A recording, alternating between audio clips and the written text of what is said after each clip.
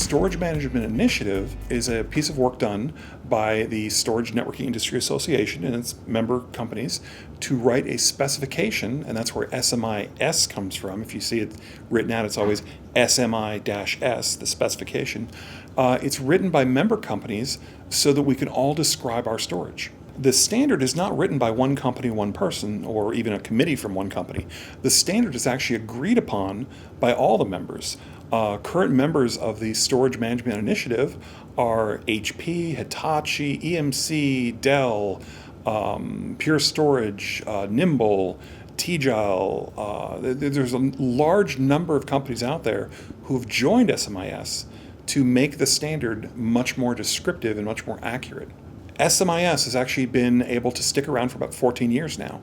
The reason it's had such a good long life is that it really is the industry standard for storage that is vendor neutral.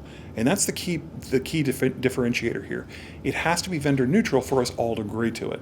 The beauty of the standard and why it has lasted so long is because it is extensible.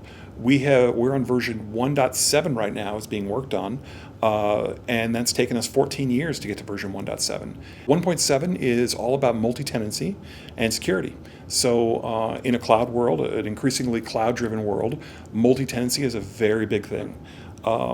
People talk about being able to go into Amazon or Azure or be able to go to the public cloud, but there's also another side of it called private cloud.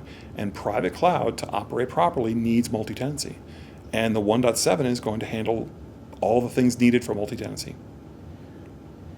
We have what's called the SMI Lab.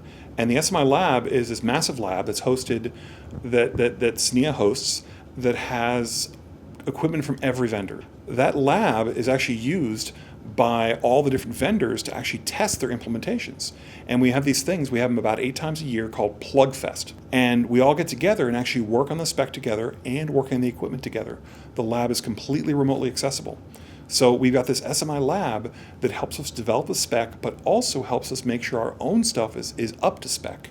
Now, once we know it's up to spec, once we've tested it up to spec, there's a thing called the Certification Testing Program, the CTP, to validate that an individual implementation actually meets all the requirements. Once you've got that certification test, another company that comes in can look at the results and say, oh, I know they're SNIA certified. They are certified by SNIA's SMIS group to be compatible with this version of the spec.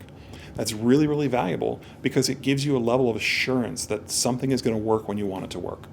Standards have a value here. Standards have a value that's very consumer friendly.